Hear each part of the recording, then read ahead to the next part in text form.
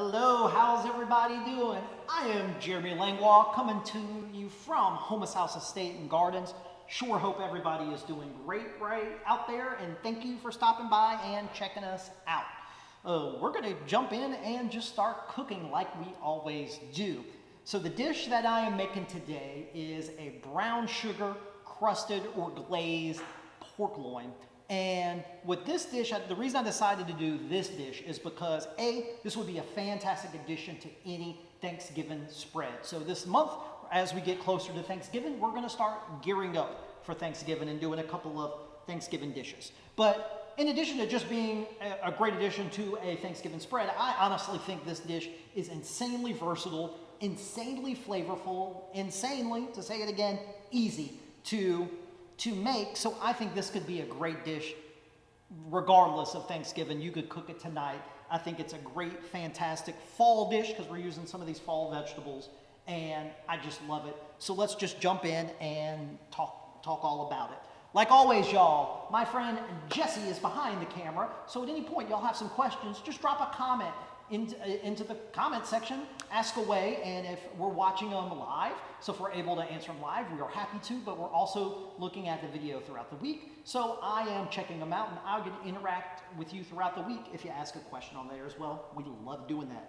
Don't hold them questions back. I am an open book, so just ask anything away.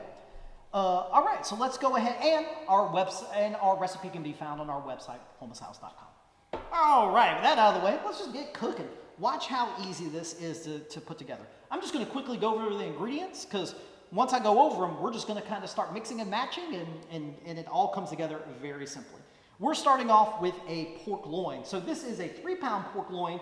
At a grocery store, a pork loin can be about yay long fully, but oftentimes they'll sell smaller pieces at the grocery store. And depending on how many people you're cooking for, if you need a bigger pork loin to feed more people for a big Thanksgiving day, that's absolutely fine. But what's great is if you can get you a little roast like this would be fantastic. You could use any roast. You could use a pork shoulder. You're going to have different cook times, but I think a pork loin roast up beautifully. We got some carrots that have just been peeled and sliced. I see Jessie's waving her hand. You got a question, Jess? What's up? Actually, I'm asking this question. Okay. How do you know how large of a roast to buy for so many people? Like, is there a formula, like so many pounds feeds so many people? Jesse's question is, how do you know how big of a roast to buy? Depending on, there's so many factors to go into it, Jesse, but, if you have, like for Thanksgiving, where you might already have pork, turkey, ham, several meats, well, you obviously aren't going to need as much. So I would say if you're serving it as your main thing, you want to figure about 8 ounces raw per person. So if you're cooking for 2 people, you need a pound, 16 ounces. But if it's going to be one component of several things, maybe 3 to 4 ounces might be all you need. Does that make sense, Jess? Yep. Cool. All right, so we got our pork loin. We got some carrots that have just been peeled and sliced. I got some sweet potatoes, peeled, cut in little chunks, nothing fancy. Also have some of these Granny Smith apples that I just peeled and cored. I had a core, popped the core out, but you can just cut it in half and cut around the core. Either way is fine. Got them cut into little quarters as well, or little chunks. Doesn't have to be too fancy, but that's what we're starting with. Apples, carrots, sweet potatoes. Then I got some Dijon mustard. You can use Creole mustard, all my Louisiana friends, and some brown sugar. Olive oil, salt and pepper, that's all we need for this dish. So this is how we're gonna do it. The first thing I'm gonna do is I'm gonna go to the mixing bowl. I'm gonna mix in some of these carrots. I'm gonna throw in some of these sweet potatoes in there, and these apples. Now look what we got in here. These are all fantastic fall kind of vegetables or fruit, and I'm gonna coat them with a little bit of olive oil and some salt and pepper. And feel free at home, this is what we're using, but this can be modified so simply. If you wanted to maybe use turnips, maybe use red new potatoes instead of apples, some sliced oranges. All those are fantastic flavors that go well with pork, and you can just treat that the same way, but I'm using these apples and sweet potatoes and these carrots. Just tossing them in a little bit of olive oil, salt, and pepper. Really easy. Now, find whatever pan you're going to bake in. I'm using this little pan here that we got right in our restaurant. You do want something with a lip because you're going to have a little juice come out as you're cooking. So you want a flat baking sheet. And then I'm just going to dump all these vegetables into here, kind of spread them out, and I actually kind of push a little bit to the side and have that ready to go in the pan. I'm going to come over to my pork loin. Now let's talk about the pork loin. Pork loin itself is actually a lean piece of pork that cooks fairly quickly. You can very easily overcook pork. You don't want to cook it too long because it will dry off, but it does come with this great fat cap on the top of it. Now that's an important part because the fat cap will kind of cook and break down as you're roasting your pork, and it almost kind of naturally bastes the pork as it's cooking. So the last thing you would ever want to do is say, ooh, I don't want all that fat, and then cut it off, because then you're probably going to get a drier roast whenever you do that. Leave that on. And first thing we're going to do is we're just going to season it very simply with some salt and pepper. Now anytime, here I'm actually going to drop it on this cutting board here. Anytime that we're seasoning a large roast, whatever seasoning you're using, always be a little more generous with your seasoning, like my salt and pepper here. Really put a good bit in it and really kind of rub it in there, because you're dealing with such a large cut of meat, you're not physically able to season the inside of it unless you did like a brine or a marinade. So if we're just seasoning, we want to be like that. That might seem like a lot of salt, but this is going to, it's going to cook for a long time. Some of the juices will naturally wash some of that away. Plus you want to have a lot of seasoning on the outside so that flavor really kind of permeates through all the meat. So I'm going to get really generous with my salt and pepper. And even you see I'm doing it on this cutting board here because I don't want to get raw meat on my cutting board. I'm going to slice it in. And then even when I have a roast like this, I actually take it and I kind of call it mopping it up. I get all those good seasonings and I just pick them up. I'm just using salt and pepper. Flavor it how, if you want some more spice, something different, you can put it, so whatever seasonings you like on it. Now look, what's really cool here is I got my vegetables here. Now these vegetables are almost going to act like kind of a impromptu cooking rack. So I'm going to set the pork right there in the middle. Now I have most of my vegetables kind of on the outside, but there are still some down there. You can see I just set them right on top of it. A, that's going to perfume the meat as it cooks, and then B, it's also going to just have all this great flavor, and it keeps the meat off of the pan. So it's just a nice little bonus. Now this is how we're going to make this brown sugar crust or glaze. I'm using Dijon mustard, and I'm going to, again, be really generous. I'm just going to kind of spoon some Dijon mustard on it, just on the top, mainly kind of on this fat cap right here. And I'm just going to generously smooth or spread all this mustard all over. Again, Creole mustard would be fantastic if you don't have it, but Dijon, just as good. So I get the Dijon mustard all around it. Now I'm going to come back with brown sugar.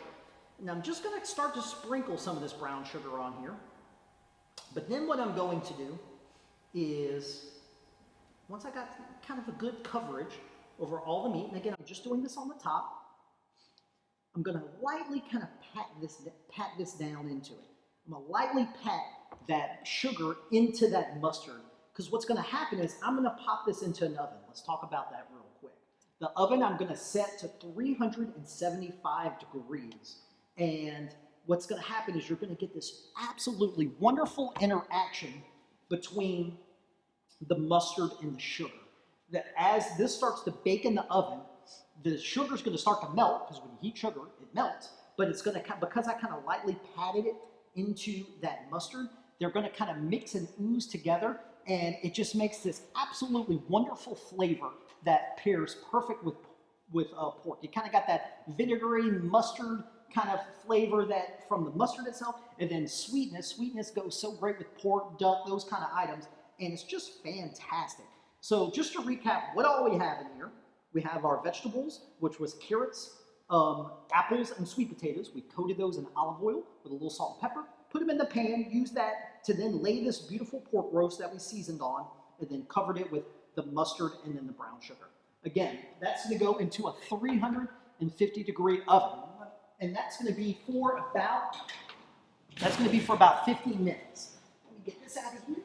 Of course, you can't watch a cooking show without the final product being magically done. And this is what it looks like when it comes out of the oven. And let me see if I can, I'm going to put it right here. First I'm going to show it this way, because this looks so fantastic. And I'm going to put it right here so the camera can catch it.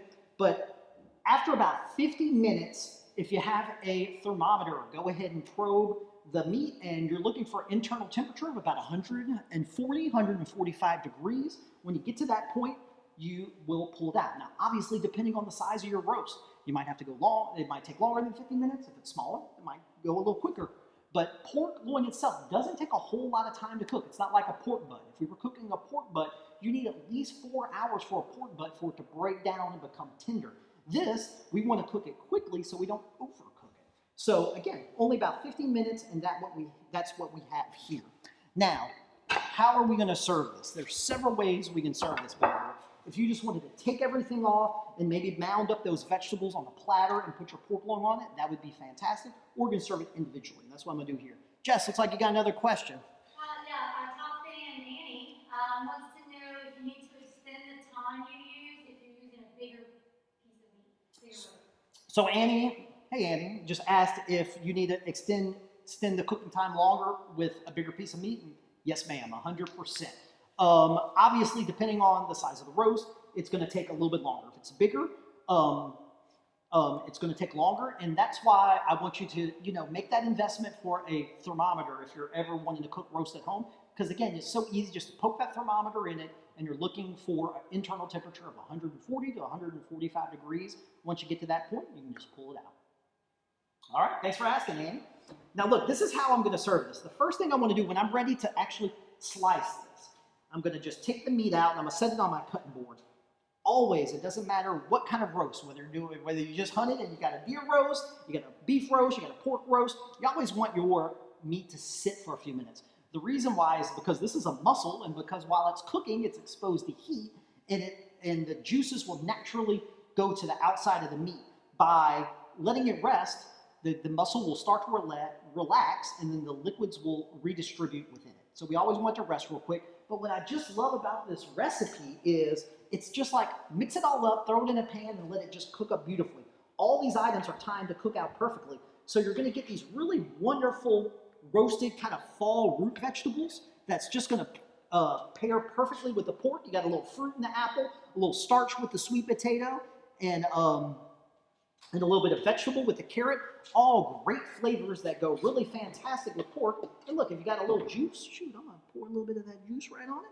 All really fantastic. And then I'm going to come over here to my meat, and then look what I was saying about how that sugar and brown sugar just melts and all kind of becomes one thing that makes this beautiful kind of caramelized crust on it. So I don't want to break that up too much, so I'm just going to gently start to carve this with my knife. And look at that. This is going to be, normally Jesse eats all this, but I'm excited about this one, so I'm going to eat this one today. And I'm just going to slice up some of this pork, put it right up here on the plate. I got some fresh herbs over here. And look, as you're cooking, I didn't want to get too crazy with it, but any of these herbs would be fantastic while it's baking. You could literally have taken some of this rosemary and thyme and just thrown it in with your vegetables, even whole like this, and put it in with the oven, and you would get some of those herbs that would kind of permeate that meat and perfume that meat as it cooks as well, and that would be just fantastic as well.